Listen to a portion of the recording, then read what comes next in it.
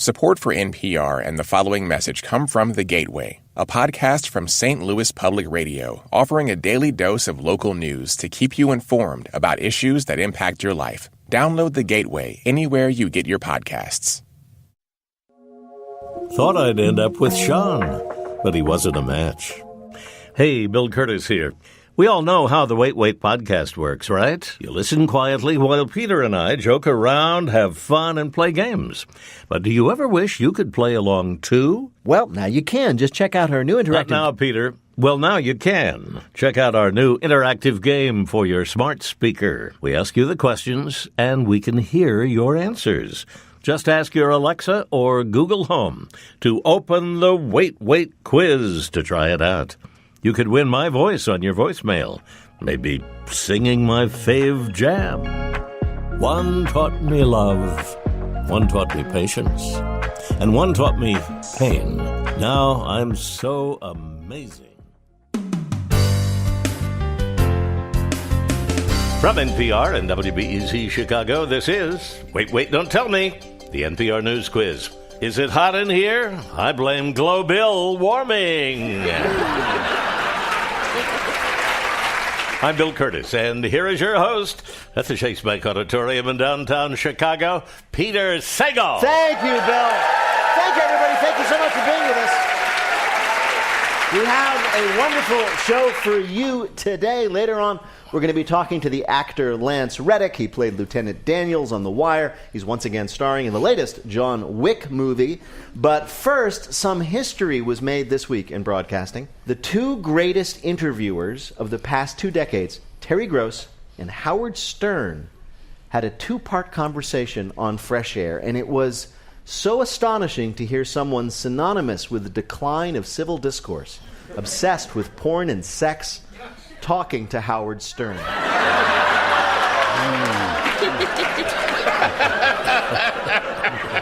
I'm just saying, if you only knew, man. We don't want to know if you made it with your co-star. We just want you to play our games. Give us a call. The number is 1-888-WAIT-WAIT. That's 1-888-924-8924. Let's welcome our first listener contestant. Hi, you're on Wait, Wait, Don't Tell Me.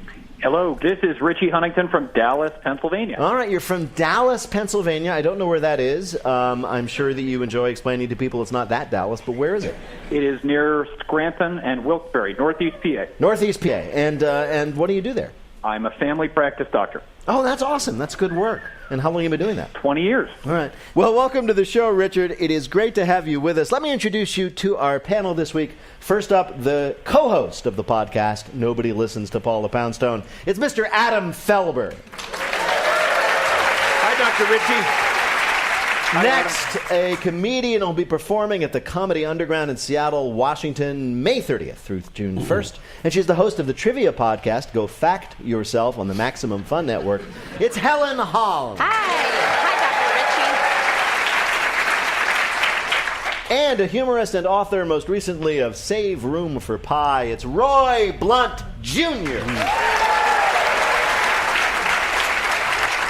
Hello, Doctor. So welcome to the show, Richard. You're going to play Who's Bill this time. Bill Curtis right now, of course, is going to read for you 3 quotations from the week's news. Your job, of course, correctly identify, diagnose 2 out of 3. Do that, and you'll win any voice from our show you might like on your voicemail. You ready to play? I am. All right. Here is your first quote. Mules, camels, bleached beeswax, traveling circuses, sewage sludge. Those are just some of the thousands of things that will be much more expensive because of the U.S. trade war with whom? China. China. Yes. That's right. The tariffs our president has imposed are going to make even camels more expensive. Oh. Sorry, kids, you might only be getting a 1-humper for Christmas this year. So yes, this week the president announced new tariffs on things that come from China. On top of the others, these new ones include technological components, baseball caps, handbags, boats, bicycles, even cereal. So sorry, your Chinese breakfast cereal is now going to be 25% more expensive. No more asbestos or or raisin lead. How about those things where you stick your fingers in, you know? No, you can't get them out? You can't afford them. You guys sewage sludge from China? Yeah. They're really good Are at you packaging. serious? You would be amazed at the things. We can't even make our own sewage I know, sludge. it's like, isn't it terrible that the American workers can't make sewage sludge with the efficiency and price that the Chinese, half of what we get paid here. It's just, You can't get an American worker to poop that much. it's true. It's true. Wait, I want to know what kind of cereal we get from China. Is like my cornflakes is made in China? Well, I'd imagine Panda Puffs. My favorite Chinese cereal is Comrade Crunch. Mine's Count Chinocula. I think we didn't get our shipment of Chinese jokes this week. No, apparently not. We can make up our own. It's time, dude. It shows. Oh, if we had just had the Chinese jokes, there'd be so many more, and they'd be so much better and cheaper. All right, Dr. Richard, here is your next quote. It's basically like naming your child Joseph Stalin. That was someone on Twitter making fun of the hundreds of people who had named their child after a character in a popular TV show, who after the last episode probably now regret that. What is the show? Game of Thrones? Yes, Doctor, it's Game of Thrones. If you don't watch or care about Game of Thrones, I'm sorry to make your life more miserable than it already is, but for years now, fans of the show have been rooting for a certain character called Khaleesi, who everybody thought was this young, attractive hero who would beat the bad guys and win in the end. Elizabeth Warren herself endorsed her, saying her rise to the Iron Throne was a lesson for girls everywhere. As it turned out, the lesson, young girls, is that if you want to succeed, kill everyone. Elizabeth Warren, by the way, is legitimately 1/16 Dothraki. So, all right, so as you may or may not know, and I'm sure many of you who don't care are vastly annoyed by this, all the Game of Thrones fans all week have been like in a frenzy of rage, arguing with each other over whether that was a good thing or a bad thing or a justified thing. But it's a real problem, though, for the hundreds of people who over the last 8 or 9 years have named their baby daughters Khaleesi, or Daenerys, her other name, after this character. And the kids are now like, seriously, Mama, why did you name me for a character who turned out to be a ruthless mass murderer? And did you ignore the obvious signs that this is where she was heading in all the prior seasons, including the dream sequence in season 2? At the House of the Undying? I mean, it was all there the whole time, Mama! I think that there's a solution here, Peter. What, which is Helen? that they can change the middle name to before season 8. Yes. So it's like my name is Khaleesi before season 8 Berkowitz. Yes.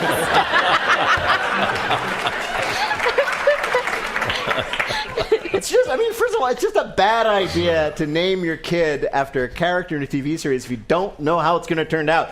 Imagine how the people feel who named their kids after Aunt Becky on Full House.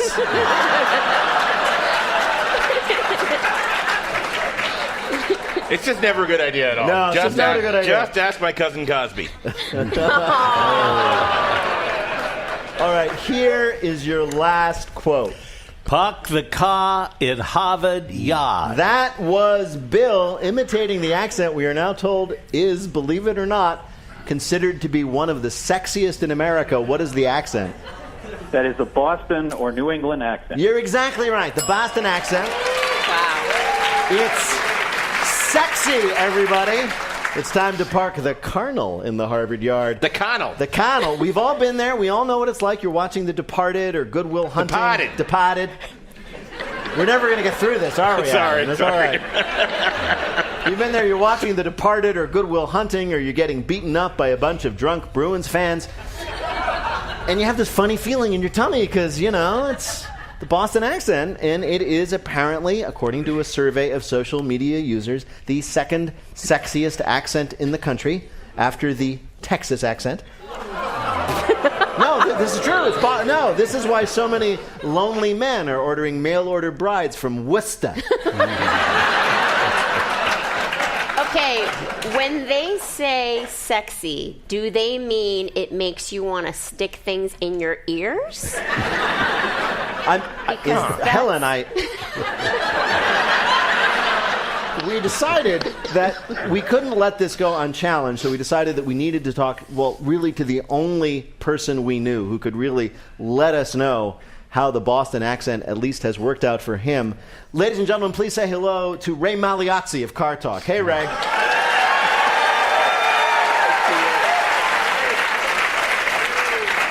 Ray, how are you? I'm very well. You folks are having a lot of fun making fun of my peeps. Yeah, we are. We do it all the time. Usually we don't let you listen. So the question for you, Ray, is have you, in your life of having a Boston accent, have you found it to be very sexy? Has it had that effect on the people you'd want it to have that effect on? Well, first of all, wait a minute. I don't have a Boston accent. You don't? No, I mean, I can fake one for you. But I don't.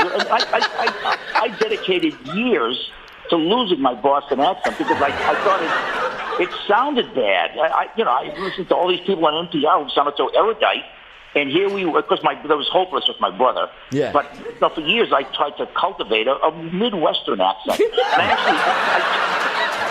Well, mission accomplished. Yeah, I know. So as a kind of test, Ray, we have decided that we've asked you to read a couple of romantic lines from movies. I can tell I'm not going to like this, but No. ahead. All right, here we go. Ready? So we're just going to start with this one. How about this? The heart knows what the heart wants. Oh, so you want me to say I do. the heart knows what the heart wants. That's good. All right. Oh, it's getting hot in here. Helen is flushed. All right. How about this one? Draw me like one of your French girls, Jack. Really? Yeah.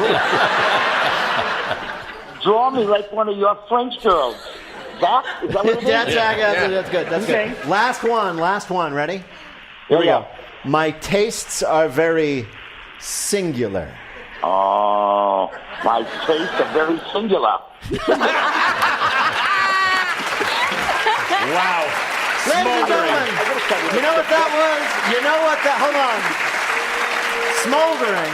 You know what that was? That was 50 Shades of Ray. Ray Magliozzi, everybody, from Car Talk. Great to talk to you, Ray. See you later. Bye-bye. All right, Richard, are you still there? I am. All right. Bill, how did Richard do in our quiz? Richard did very, very well. He got them all right. Congratulations, Doctor. Thank you. It was a Well pleasure. done. Thanks so much. Thanks so much for playing, and take care.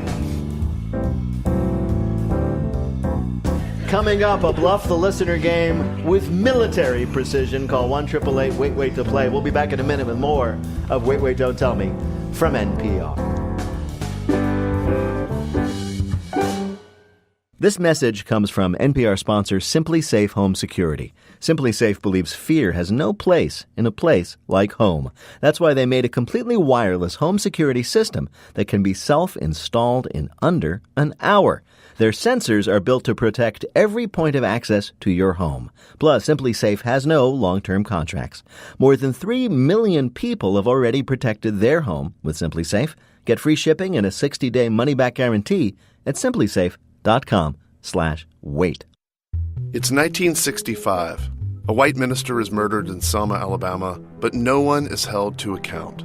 More than 50 years later, we return to the place where it happened to call a lie, and finally solve this murder. White Lies from NPR. New episodes drop Tuesdays.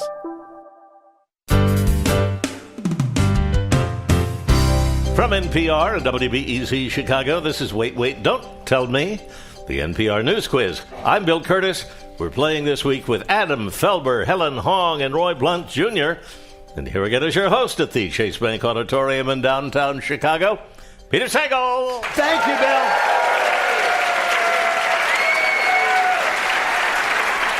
Hey, if you've missed any part of this show, or you want to listen again to your favorite parts, like this part here where I'm talking about re-listening to your favorite parts, you should just download the Wait, Wait podcast. It's the show you love whenever you want to love it. Right now, though, it's time for the Wait, Wait, Don't Tell Me Bluff the Listener game. Call 1-888-WAIT-WAIT to play our game in the air. Hi, you are on Wait, Wait, Don't Tell Me. Hello. Hello, who's this? Ryan Brown. Hey, Ryan Brown, where are you calling from? Oh, Charleston, West Virginia. Charleston, West Virginia. What do you do there? I'm a lavender farmer.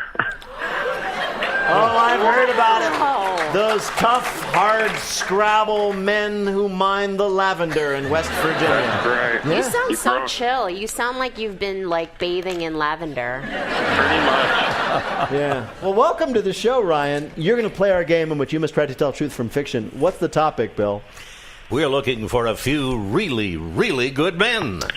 Our armed forces are the best in the world, of course, and we all wish there were, more wars in which they could prove it. They do demonstrate their excellence every day in other ways. Our panelists are going to tell you about a new kind of military achievement we just found out about. Pick the one who's telling the truth, and you'll win the waiter of your choice on your voicemail. You ready to play? All right, yeah. All right. First, let's hear from Roy Blount Jr. Used to be armies fought to conquer territory, so tanks. Or to win hearts and minds, so bombs. Today, everyone's fighting for a different objective, eyeballs.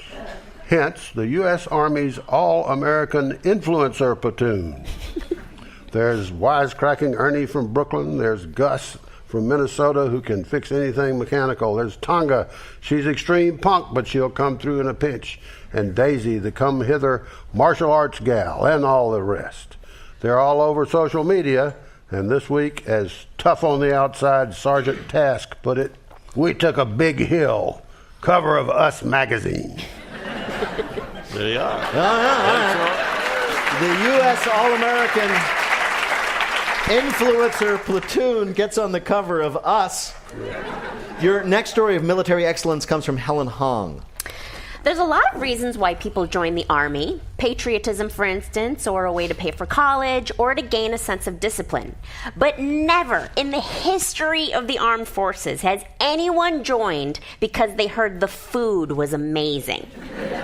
But that may change. In stunning gourmet food news, the prestigious James Beard Award, the Oscar Award for Food, has been awarded to Scott Gray, head chef at the Army.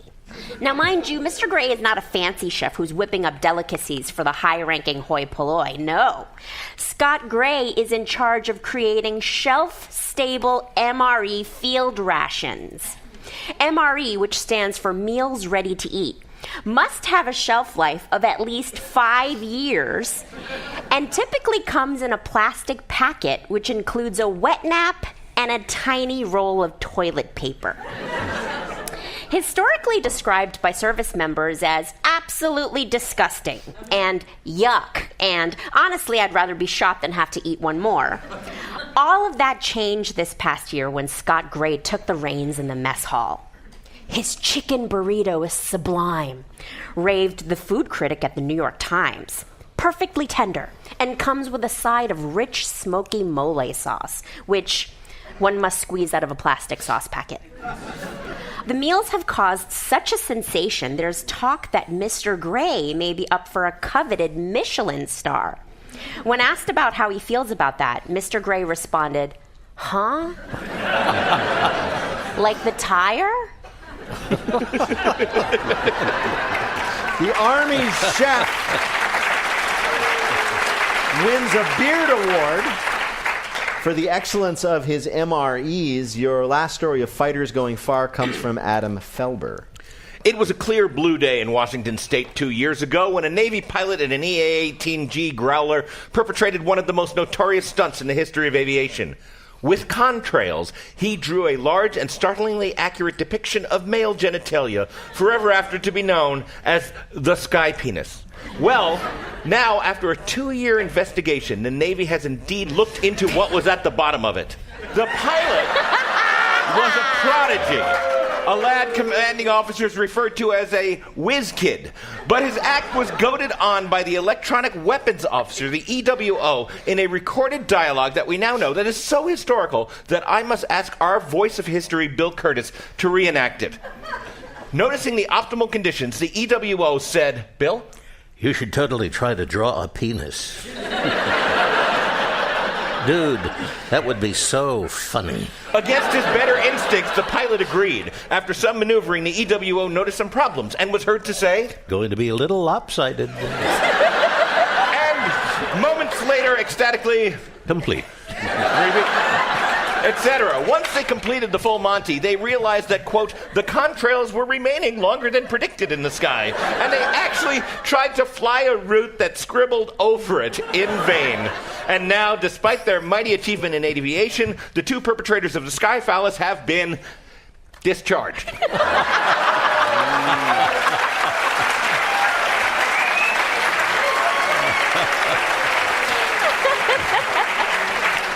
All right, here are your three choices of military excellence from Roy Blount Jr., the U.S. All-American Influencer Platoon, getting on the cover of Us. From Helen Hong, the guy who comes up with the recipes for MREs, winning a prestigious Beard Award for his cooking.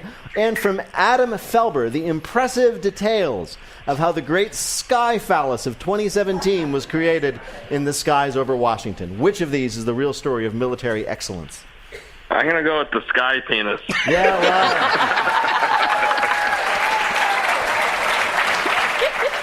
All right, your choice then is Adam's story. To find out the correct answer, we spoke to a reporter covering the real story. So in 2017, two Navy aviators drew a giant sky penis across the blue skies of Washington State.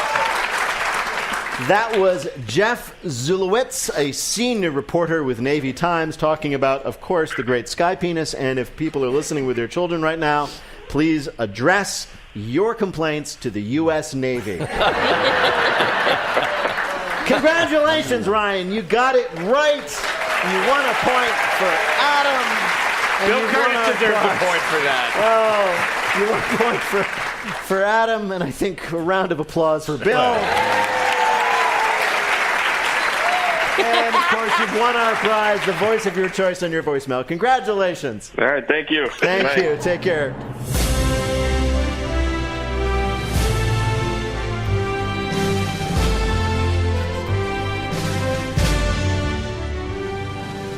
And now the game where interesting people answer questions about things that simply don't interest them. One of the most popular movie franchises of the last few years has been the John Wick saga, in which Keanu Reeves plays a sad assassin who is forced to shoot lots of people with kung fu. When he's worn out from that, he stays at a mysterious hotel and is greeted by the elegant concierge named Sharon. That's Lance Reddick, who fans of The Wire will remember as Lieutenant Daniels, or maybe they'll remember him for his roles in Lost, Oz, or Fringe. Lance Reddick, welcome to Wait, Wait, Don't Tell Me. Let's just talk about these movies. So these movies, the first one came out in 2014. Keanu Reeves plays an assassin, okay, but it turns out there's this strange society of other assassins and criminals, and among other things, they have this hotel where they can all stay, and you are the concierge, right? Yes, technically I am the concierge, yes. Yes, and when they came to you with this part, what did they tell you about this hotel and this guy? They didn't tell me anything. They said, here's a script, read it. But, I mean, to be fair, once I read it, I was just really, really, really intrigued by the role, partly because I never get to play stuff like this. I tend to play intimidating authority figures that talk a lot. Yes.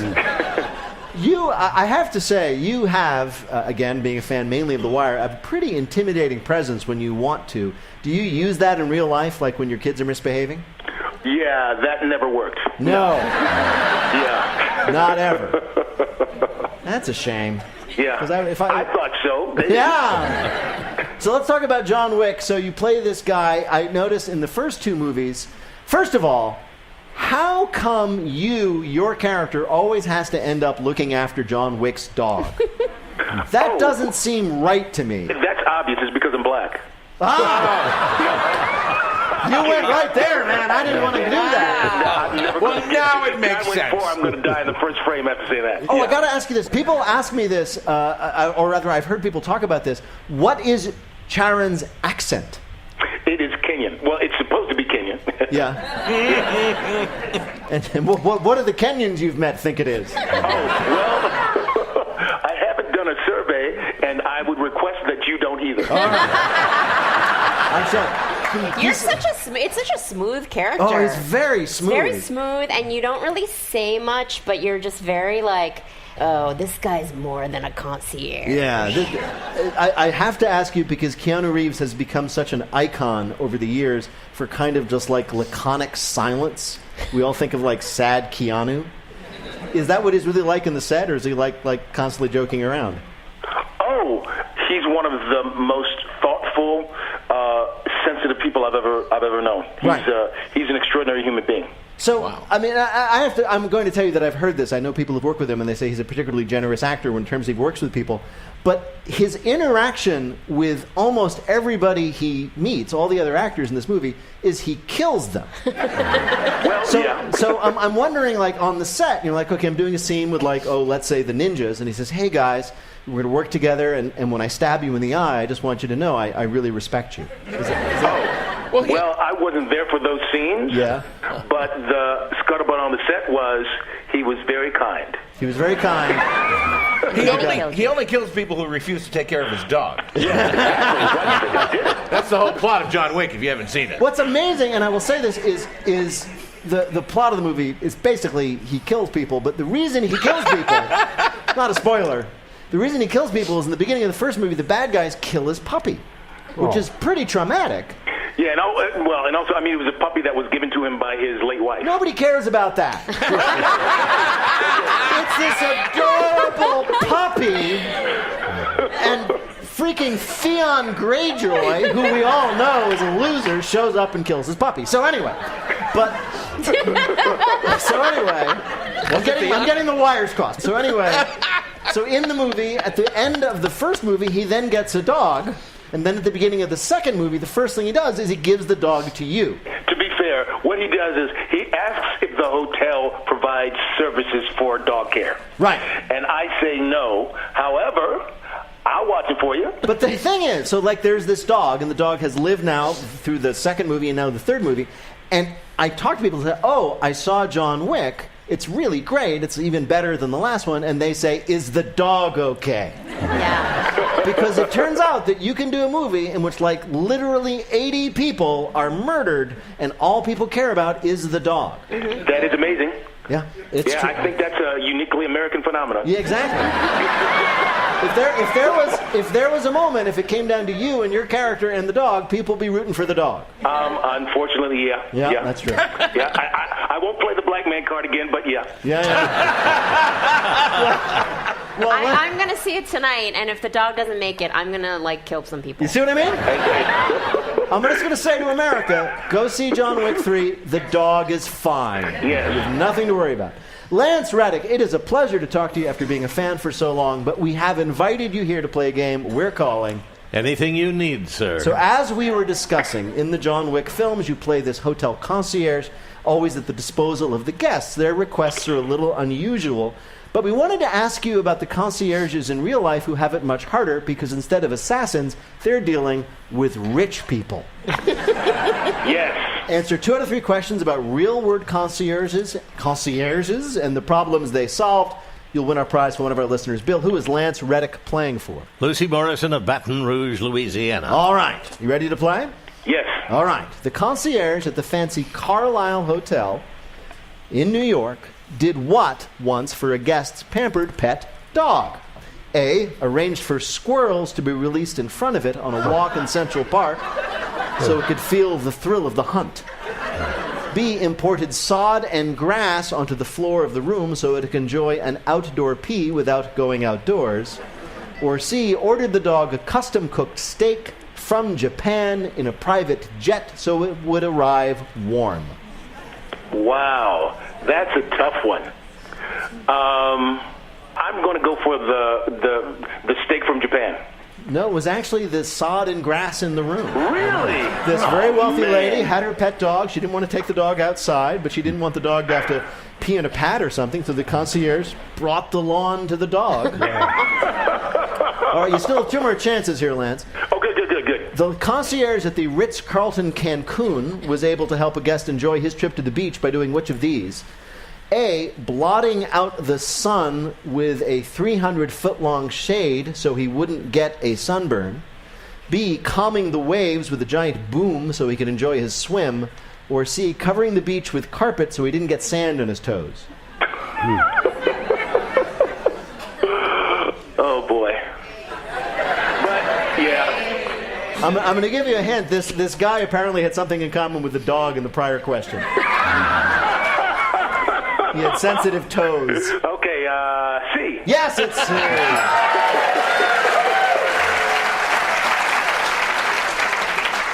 Last question. Sometimes concierges have to say no, as when a guest at a safari lodge in Africa asks for what? A lion to walk up to his girlfriend with the engagement ring around his neck. B, a giraffe ride. Or C, a chance to hunt the most dangerous game, man. Wow. I mean, I'd say no to all of those. Yeah. The lion. The lion is right. That's what the guy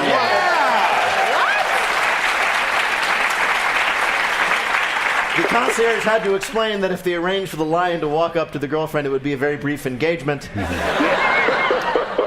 Bill, how did Lance Reddick do in our quiz? 2 right, as you know, that wins in our book. Congratulations! Lance Reddick stars in the new film John Wick series Parabellum. Lance Reddick, thank you so much for joining us on Wait, Don't Tell Me. Thank you.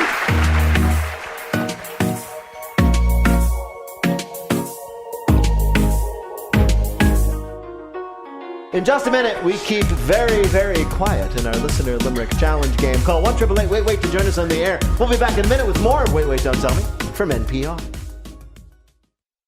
This message comes from NPR sponsor, Custom Ink, who wants you to know about the belongingness hypothesis, which sounds made up but is absolutely real, that holds that a sense of belonging has a positive impact on your emotions and the way you think. One thing that can improve your sense of belonging is matching custom gear from Custom Ink. Their easy-to-use website provides great design resources and hundreds of products. Build belonging with your groups through custom gear. For full details and 10% off your next order, go to customink.com/wait. A lot of people are excited that I mentioned on the air yesterday that I'll be on Fresh Air with Terry Gross on NPR. It happened. I finally got to interview Howard Stern. There was so much to talk about. It's a 2-parter. You can listen on the Fresh Air podcast. From NPR and WBEZ Chicago, this is Wait, Don't Tell Me, the NPR News Quiz. I'm Bill Curtis. We're playing this week with Adam Felber, Roy Blount Jr., and Helen Hong. And here again is your host at the Chase Bank Auditorium in downtown Chicago, Peter Sagal. Thank you, Bill. In just a minute, Bill reminds you that in the game of limericks, you rhyme or you die. If you'd like to play, give us a call at 1-888-WAIT-WAIT. That's 1-888-924-8924. Right now, panel, answer some more questions from this week's news. Adam, Aer Lingus, the Irish airline, has offered a new perk for upscale passengers for only 4 times the normal ticket price. They guarantee you a seat with what perk? A quiet seatmate. No, even better. No seatmate. Exactly right. For only 4 times the normal price of a ticket. Wait a minute. Hang on. Let me explain. So 4 times the price, you get a seat guaranteed. You get an aisle or a window seat, and guaranteed no one in the middle seat. Now, Aer Lingus, of course, is the only airline with its own definition in the Urban Dictionary. But they're trying... Not their fault. Not their fault, but they're trying to compete with all the other airlines doing short hops all over Europe. So they've offered this thing 4 times the price. You get nobody in the middle seat next to you. I'm going to make a killing because I'm going to offer the same thing for a little over half price. Exactly. Of what they're offering. It's perfect for anyone who likes to spread out in privacy, and also anyone who's too dumb to realize that for only twice the price of a standard ticket, you can buy the seat next to you. It's very cunning of Lingus, I think. Yeah.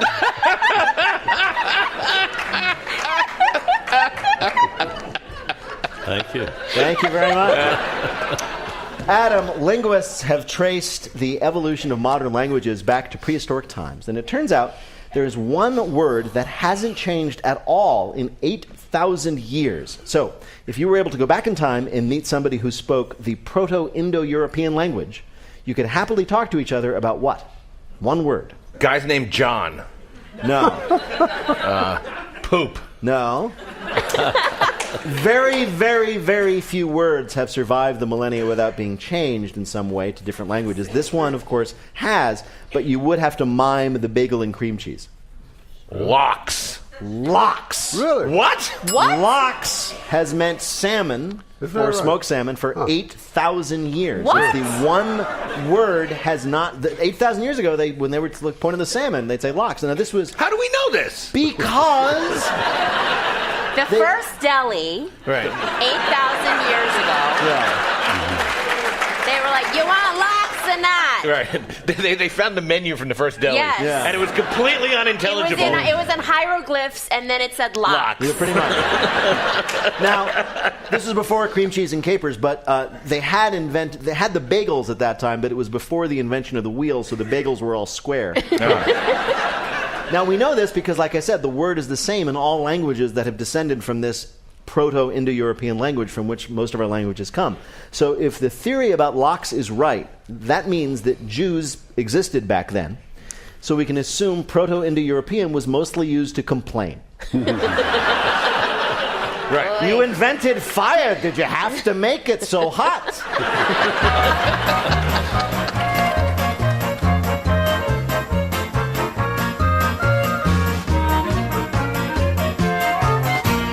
Coming up, it's lightning fill in the blank, but first it's the game where you have to listen for the rhyme. If you'd like to play on air, call or leave a message at 1-888-WAIT-WAIT. That's 1-888-924-8924. Or click the Contact Us link on our website, waitwait.npr.org. There you can find out about attending our weekly live shows right here at the Chase Bank Auditorium in Chicago, and our upcoming shows June 27th at the Mann Center in Philadelphia, and our very first show at the beautiful Blossom Music Center, located within Cuyahoga National Park in Ohio, July 18th. Wow. Hey. Pretty exciting.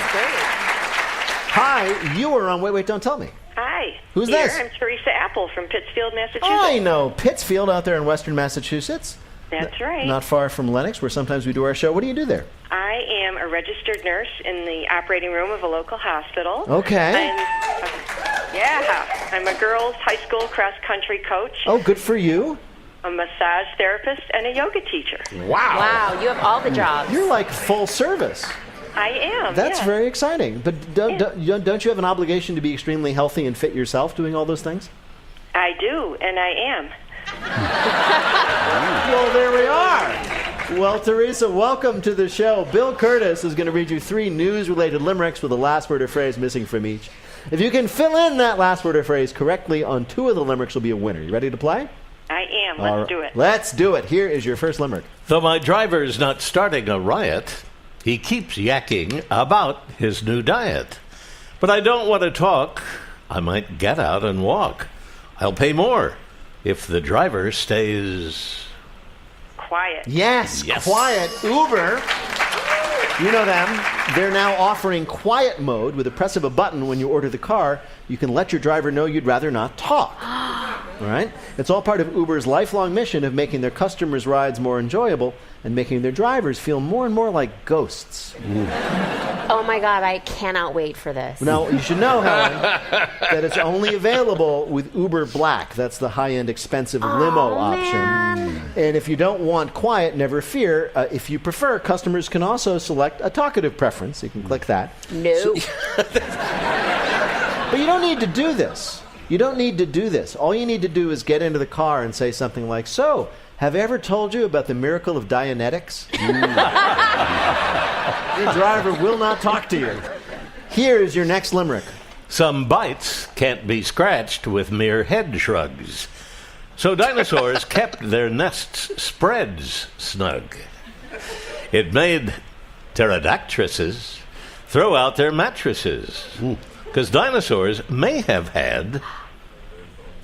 Ooh, bed bugs? Bed bugs, yes. Bed bugs. It's true. What a good one. Scientists now tell us that dinosaurs had bed bugs, although the really surprising thing is that dinosaurs had beds. A new study based on 15 years of research has found that bed bugs originated 100 million years ago, just after the appearance of the first ever Best Western.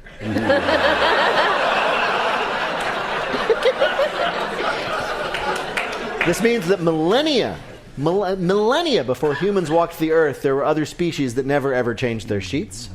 The bed bugs probably say, "We used to have dinosaurs." Yeah. All right. Here is your last limerick. Here's what 007's fame spawned. A boy's heart, which for cars remains fond. Aston Martin will build a new car, gadget-filled. They're remaking the car from... Bond. James Bond. Oh, she's good. James Bond, yes. So good.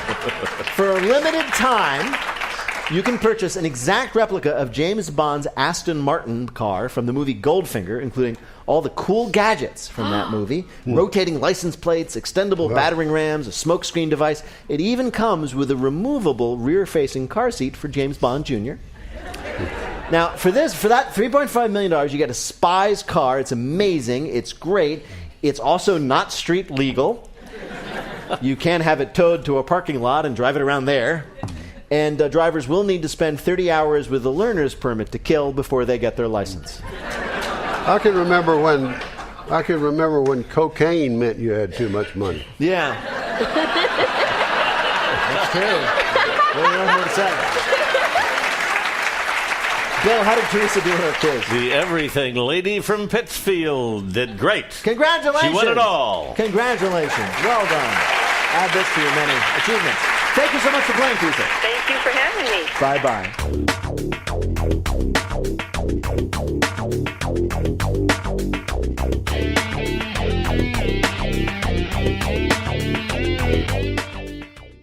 Support for this podcast and the following message comes from MailChimp.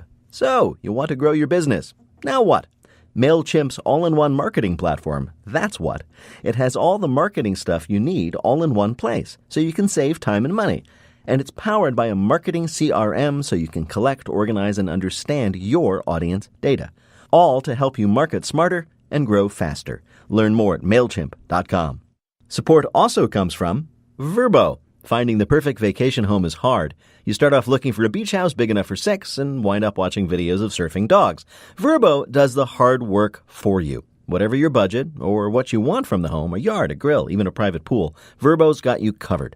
Download the Vrbo app, VRBO, to discover everything from condos and cabins to villas and castles. Let Vrbo find a home that matches you.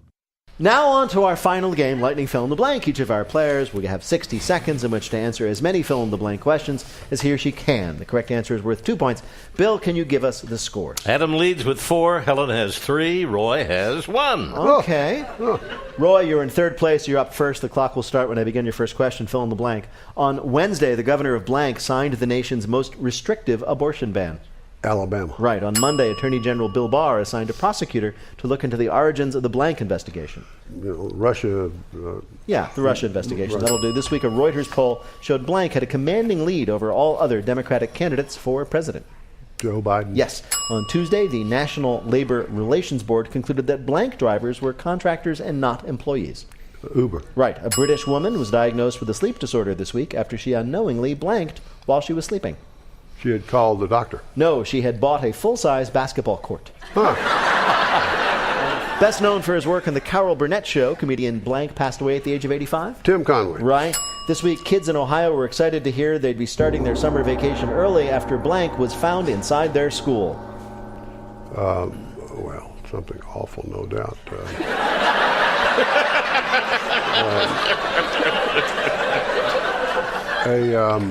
Dynamite. No.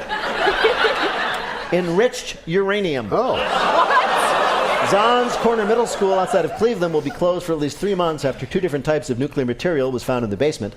Most of the middle school students are excited for the extra time off, except for one kid who's really upset that some snitch ruined his chances of absolutely dominating this year's science fair. Bill, how did Roy do in our quiz? He got 5 right, 10 more points. He has a total of 11 right now, and he is in the lead. All right. Okay, Helen, you're up next. Fill in the blank. Ready? Here we go. On Tuesday, the White House denied a Judiciary Committee's request for documents related to the blank probe. The Mueller probe? Yes, on Wednesday, the U.S. pulled all non-essential embassy staff out of Iraq over fears of escalating tensions with blank. With Iran. Right. This week, San Francisco became the first city to ban blank technology. Oh, facial recognition. Right. On Monday, President Trump welcomed the far-right Prime Minister of blank to the White House. Hungary? Yes, this week, Russian bots were accused of rigging the results of blank. The election in Florida. No, a children's singing contest called The Voice Kids. What? Weird. On Monday, actress blank pled guilty to her role in the college bribery scandal. Oh, I'm blanking on her name. William H. Macy's wife. Name is? Mrs. Macy. No. Felicity Huffman. Yes. This week, a couple's proposal went viral after the woman posted a picture of her engagement ring, which was blank. Swallowed by a whale? No, her engagement ring was made from human hair. The man presented the inch-wide band of hair to his girlfriend this week, presumably because he wanted to excitedly tell his friend, she said no, she said no. Fortunately, the hair was his and not that of his prior victims. And the thrilled woman posted pictures of the ring online, so we all know about it. Reaction has been mixed, but on the plus side, she doesn't have to worry about losing her ring in the shower because she can just reach into the drain trap and make a new one. Bill, how did Helen do on our quiz? Pretty good. 4 right, 8 more points, a total of 11, which means she is tied with Roy. All right, how many then? How many then does Adam need to leap ahead of them and win? A walk in the park, Adam. 4 to win. Oh. Don't jinx me, Bill. All right, Adam, this is for the game. Fill in the blank. On Thursday, President Trump unveiled a new program proposing a merit-based policy on blank. Immigration. Right. After being subpoenaed to appear before the Senate Intelligence Committee, Blank Jr. agreed to provide limited testimony. Donald Trump Jr. This week, New York Mayor Blank announced his plans to lose the Democratic nomination for president. Bill de Blasio. Yeah, on Monday, the Supreme Court ruled that an antitrust lawsuit against Blank could proceed. Apple. Right. A man in Florida arrested for indecent exposure explained to police that he was just blanking. Sunning himself. No, he was practicing basketball and being naked, quote, enhances his skill level. Not wrong. Under a new measure, parents in Washington state can no longer claim a personal exemption to prevent their children from getting the blank vaccine.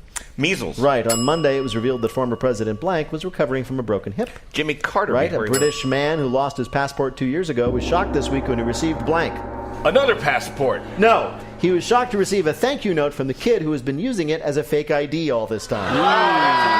That's so sweet. I bet the kid turned 21 or something and sent it back to him. Exactly right. A man named Joe Hunter lost his passport right before a big trip, and though he got an emergency replacement, he never knew what happened to his original until this week, when he got a note from a guy saying, hey, I just turned legal, so I don't need your passport anymore. Would you like it back? What? It's safe to say this is the best possible version of the, hey, I've been using your property to commit crime story. Definitely better than, hey, I'm all done serial killing. Do you need your hedge clippers back? Bill, did Adam do well enough to win? Yes! Of course he did. He got 6 right, total of 16 points for the win. Congratulations. Wow. Thank you for that smattering. Yes.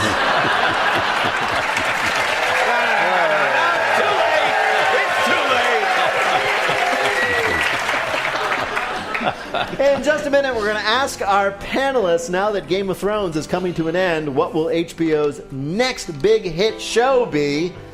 Thank you to Stock and Ledger in downtown Chicago for feeding us today. Wait, Don't Tell Me is a production of NPR and WBEZ Chicago in association with Urgent Haircut Productions. Doug Berman, Benevolent Overlord. Philip Goedeke writes our limericks. Our public address announcer is Paul Friedman. Our house manager is Tyler Green, assisted by Simon Tran and Mary DeOlio. Our web guru is Beth Novi.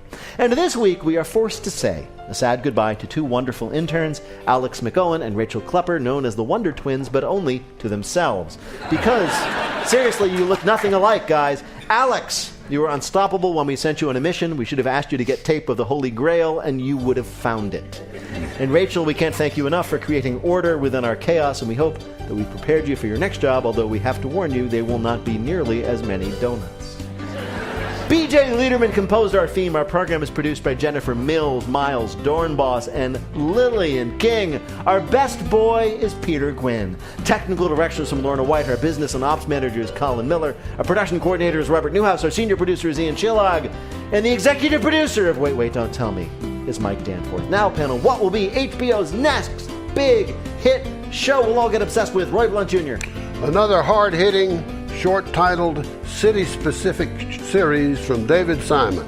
It's called Slosh, set in Miami in the near future, when the water is up to everyone's knees.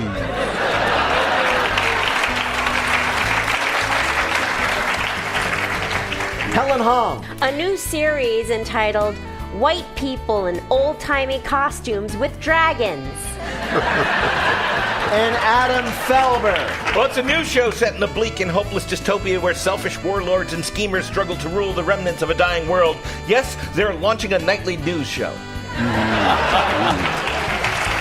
Well, if any of that happens, panel, we'll tell you about it right here on Wait, Don't Tell. Thank you, Bill Curtis. Thanks also to Roy Blount Jr., Helen Hong, Adam Felber. Thanks to all of you for listening. Thank you so much for being with us. We'll see you next week. This is NPR.